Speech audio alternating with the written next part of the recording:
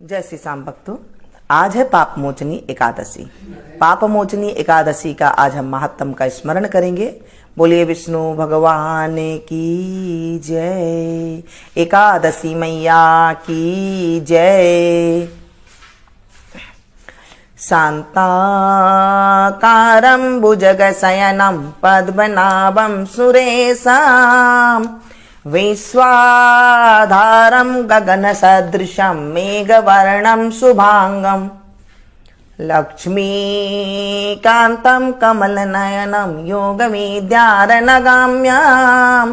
वन्दे विष्णुभवहरं सर्वलोकैकनाथं। मंगलम भगवान विष्णु मंगलम गरुड़ध्वज मंगलम पुंडरीकाक्ष मंगलाय तनोहरि। बोले विष्णु भगवान की जय।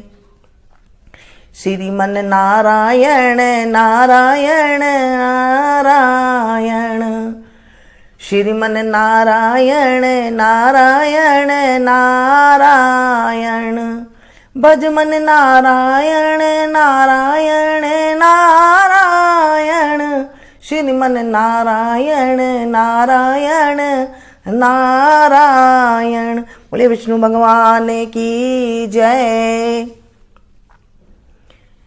धर्मराज युधिष्ठिर बोले, हे भगवान, मैंने फाल्गुन माह की शुक्ल पक्ष की एकादशी का महात्म सुना। अब आप चैत्र माह के कृष्ण पक्ष की एकादशी के बारे में बतलाइए। इस एकादशी का नाम, इसमें कौन से देवता की पूजा की जाती है तथा विधि क्या है, सो विस्तार सब मुझे कहिए। श्री कृष्ण भगवान बोले, हे राजन, एक समय मांधाता ने लोमस ऋषि से ऐसा ही प्रश्न पूछा था। तब लोमस ऋषि ने उत्तर दिया, हे राजन, चैत्र माह के कृष्ण पक्ष की एकादशी का नाम पाप मोचनी है। इसके व्रत के प्रभाव से मनुष्य के अनेक पाप नष्ट हो जाते हैं। इसकी कथा सुनने मात्र से पाप नष्ट हो जाते हैं। कथा इस प्रकार है।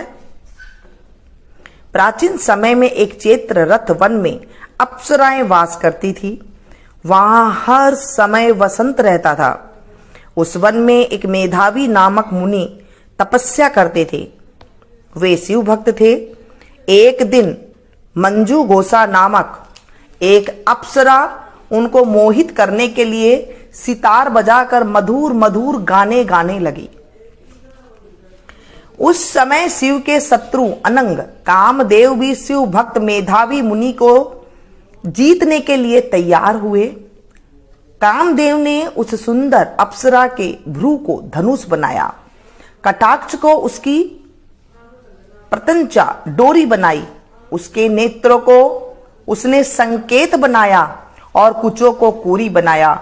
उस मंजू घोषा अप्सरा को सेनापति बनाया। इस तरह कामदेव अपने शत्रु भक्त को जीतने को तैयार हुआ। इस समय मेधावी मुनि भी युवा तथा हुष्ट पुष्ट थे। उन्होंने यज्ञोपवीत तथा दंड धारण कर रखा था। उन मुनि को देखकर मंजू घोषा ने धीरे धीरे मधुर वाणी से वीणा पर गान शुरू किया। मेधावी मुनि भी मंजू घोषा के मधुर गान पर तथा उनके सौंदर्य पर मोहित हो गए। वह अप्सरा उन मुनि को कामदेव से पीड़ित जानकर आलिंगन करने लगी। वह मुनि उसके सौंदर्य पर मोहित होकर शिव रहस्य को भूल गए और काम के वशीभूत होने के कारण उन्हें दिन रात्रि का कुछ भी ध्यान न रहा। एक दिन मंजू घोषा उस मुनि से बोली, हे मुनि, अब मुझे बहुत समय हो गया है, स्वर्ग जाने की आज्ञा दीजिए। उस अप्सरा के ऐसे वचनों को सुनकर मुनि बोले, हे सुंदरी, तू तो आज इस संध्या को आई है, अभी प्रातः काल तक ठहरो। मुनि के वचनों को सुनकर वह उनके साथ रमण करने लगी और बहुत समय बिता दिया। फिर उसने मुनि से कहा, हे मुनिदेव, अब आप मुझे स्वर्ग को जाने की आज्ञा दीजिए। मुनि बोले, अरे अभी तो कुछ भी समय नहीं हुआ है, अभी कुछ और देर ठहर। इस पर वह अप्सरा बोली, हे मुनि, आपकी रात्रि तो बहुत लंबी है, अब आप सोचिए कि मुझे आपके पास आए कितना समय हो गया है। उस अप्सरा के वचनों को सुनकर मुनि को ज्ञान प्राप्त हो गया और समय का विचार करने लगे। जब रमण करने का समय का प्रमाण 57 साल 7 माह और 3 दिन ज्ञात हुआ तो उस अप्सरा को काल का रूप समझने लगे। वह महान क्रोधित हुए और तप नाश करने वाली अप्सरा की तरफ देखने लगे। उनके अधर कांपने लगे और इंद्रियां व्याकुल होने लगी। वह मुनि उस अप्सरा से बोले, हे दुष्ट, मेरे तप को नष्ट करने वाली तू अब मेरे श्राप से पिशाचनी हो जा। तू महान पापनी और दुराचारणी है, तुझे धिक्कार है।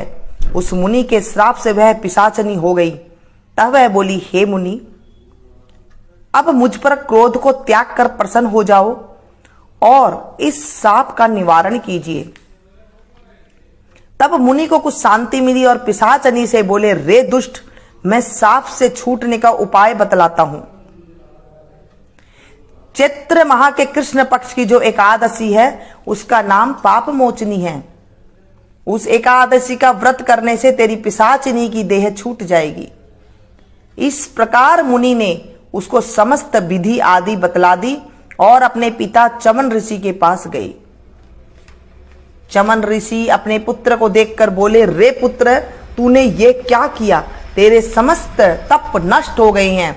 मेधावी बोले, हे पिताजी, मैंने बहुत बड़ा पाप किया है, आप उसके छूटने का कोई उपाय बतलाइए। चमन ऋषि बोले, हे तात, तुम चैत्र माह के कृष्ण पक्ष को पाप मोचनी नाम की एकादशी का विधि तथा भक्ति पूर्वक व्रत करो। वचनों को सुनकर मेधावी ऋषि ने पाप मोचनी एकादशी का विधि पूर्वक उपवास किया। उसके प्रभाव से इनके समस्त पाप नष्ट हो गए। मंजू घोषा अप्सरा भी पाप मोचनी एकादशी का व्रत करने से पिशाचनी की देह से छूट गई और सुंदर रूप धारण करके स्वर्ग लोक को चली गई। लोमस बोले, हे राजन, इस पाप मोचनी एकादशी के प्रभाव से सब पाप नष्ट हो जाते हैं। इस एकादशी के कथा के श्रवण व पढ़ने से 1000 गोदान करने का फल मिलता है। इस एकादशी के कथा को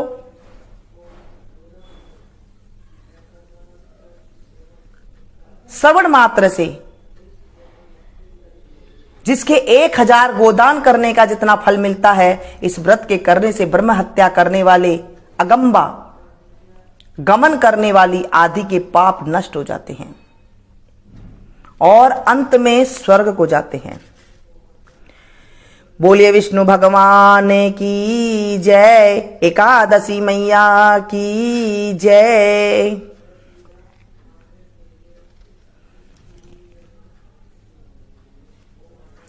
बोलिए विष्णु भगवान की जय। श्रीमन नारायण नारायण हरि हरि, श्रीमन नारायण नारायण हरि हरि, भजमन नारायण नारायण हरि हरि, श्रीमन नारायण नारायण हरि हरि। आज हमने एकादशी मैया की कथा का स्मरण किया, पाप मोचनी एकादशी माता का। आप इसे ज्यादा से ज्यादा अपनों के साथ शेयर कीजिएगा ताकि आपको भी कथा सुनाने का फल मिल सके और आपको भी 1000 गोदानों का फल मिल सके। जो इस कथा को, हे एकादशी मैया, जो इस कथा को पढ़े, सुने, सुनाए, हुंकारा भरे, उनके जीवन से भी पाप का नष्ट करना और इस कथा में अगर हमसे कोई भूल चूक हो गई है तो उसे माफ करना, अधूरी है तो उसे पूरी करना, पूरी है तो हे प्रभु उसे स्वीकार करना। आप चावल का दान इस दिन कर सकते हैं, चावल खा नहीं सकती हैं, दान कर दीजिए, कोई दिक्कत वाली बात नहीं होती है। एकादशी के दिन, अगर आज जो पाप मोचनी एकादशी है, इसके दिन पीले फलों का दान, जैसे आज आप केले का दान कर सकती हैं, पीला फल कोई भी है वो कर सकती हैं, 11 की मात्रा में कर सकती हैं। अगर ज़्यादा सामर्थ्य हो तो 11 किलो की मात्रा में भी आप कर सकते हैं। विष्णु भगवान के मंदिर में आप वहां ले जाइए, 108 के हिसाब से भी आप उसमें चढ़ा सकते हैं और ले जाकर वहां पर भगवान को प्रसाद लगाइए। फेरी दे सकते हैं आप, अगर आप एकादशी के दिन व्रत नहीं करती हैं और आप फल चढ़ाते हैं, पीले रंग के फूल चढ़ाते हैं और भगवान की फेरी देते हैं, परिक्रमा देते हैं, तो उससे भी जो है हमारे पाप नष्ट हो जाते हैं। ब्रह्म हत्या जैसे पाप दोषों का हमारे जीवन से निवारण हो जाता है। तो आप जरूर करिए। जो आपने अभी ये पानी लेकर के जो आप बैठे थे, अभी जल लेकर के जो बैठे थे, हाथ में थोड़े से सफ़ेद तिल आपने ले लिए होंगे और वो ले करके आप वो जो ये जो जल है आप इसे भगवान सूर्य नारायण को चढ़ा दे, या फिर आप इसे पीपल के पौधे में चढ़ा सकते हैं, या फिर आप किसी पौधे में भी चढ़ा सकते हैं, जैसे आपकी मर्जी आप इसे कर सकती हैं। पूरे दिन आज भगवान को पीले भोग, जैसे आप पीली मिठाई का भोग आप लगा सकते हैं। अब आप कहेंगे कि आज तो एकादशी तिथि है, फिर मिठाई का हम प्रसाद कैसे लगाएं? तो आप पीली मिठाई का प्रसाद लगा सकते हैं, दूसरे दिन आप इसका सेवन कर सकते हैं। आप मखाने की खीर का प्रसाद लगाइए। आज चिरौंजी का बहुत ज़्यादा महत्व है, जिसे चिरोली भी कहा जाता है कहीं कहीं पर। चिरौंजी डाल करके आप आज खीर बनाएं और भगवान को प्रसाद लगाएं। विष्णु की प्रतिमा नहीं है तो आप विष्णु लक्ष्मी जी की रख लीजिए, विष्णु लक्ष्मी जी की नहीं है तो आप कान्हा के स्वरूप को रख लीजिए, वो भी फोटो नहीं है तो आप लड्डू गोपाल की फोटो वहाँ भी आप कर सकते हैं, वो भी नहीं है तो आप शालिग्राम जी की रख के जो होती है विग्रह होता है उन्हें रख के आप पूजा कर सकती हैं, वो भी नहीं है तो तुलसी जी माता जी के सामने भी आप ये कथा का श्रवण कर सकती हैं, वो भी नहीं है तो आप मनसा पूजन कर सकते हैं। किसी भी रूप में आपको कोई दिक्कत नहीं आएगी। मनसा पूजा, भगवान का स्मरण करिए, मन से आप देखिए कि मेरे सामने बैठे हैं भगवान, और आप कथा का स्मरण कीजिए। आप देखेंगे आपके जीवन से पापों की मुक्ति हो जाती है। पाप यानी कि जो हमारे घर में कष्ट रूपी आया होता है, रोग में, दरिद्र में, ये सब पाप ही हैं, ये सब दूर हो जाते हैं, एकदम से बाहर निकल जाते हैं। तो ये जो हमारे पुराणों में लिखी हुई, जो हमारे ऋषि मुनि ने बताया है, ये आप जरूर अपनाएं, इससे जो है आपको बहुत ज़्यादा फायदा मिलेगा। बोले विष्णु भगवान की जय। आज के दिन पीपल में दीपक जलाएं घी का, तो उससे भी जो है मनोती बहुत जल्दी पूरी होती है। और कोई भी एकादशी हो, आप उसमें पीपल में देसी घी का दीपक सुबह शाम अगर जला देते हैं तो मनोती जो भी आपके मन में होती है ना, वो आप मांग सकते हैं भगवान से, वो पूरी हो जाती है। लेकिन ध्यान रखिएगा रविवार का दिन ना हो, अगर कोई भी एकादशी को आप करते हैं तो। और वहाँ पर दीपक आग जला करके आए और उसके बाद जो भी आपके मन में है वो मन में बोलेंगे, तो आप देखेंगे आपकी मनोती जो है बहुत जल्दी पूरी हो जाती है। कहीं इधर उधर हमें भटकने की जरूरत नहीं पड़ती है। ये हमारे शास्त्रों में इन दिनों में जब हम कुछ कर लेते हैं तो हमारे जीवन से पाप रूपी जो राक्षस है उसमें बहुत ज़्यादा जो है खत्म हो जाता है। और अगर आपके मन में कोई भी दुविधा है तो वो भी आप भगवान के सामने बोल सकते हैं, वो भी पूरी हो जाती है। मिलती हूँ फिर से एक नई वीडियो में नई जानकारी के साथ। इसे ज़्यादा से ज़्यादा शेयर कीजिएगा और नीचे नमो भगवते वासुदेवाय जरूर लिखिएगा। कुछ भी आप भगवान का नाम लिख सकते हैं, वो जरूर लिखिएगा, ताकि आपको भी लिखने का फल से भी जो है हमारे पाप नष्ट होते हैं। कभी भी आप कथा सुनते हैं तो उसके नीचे आप प्रभु का नाम जरूर लिखिए, इससे बहुत ज़्यादा पुण्य फल की प्राप्ति होती है। मिलती हूँ फिर से एक नई वीडियो में नई जानकारी के साथ। Thank you.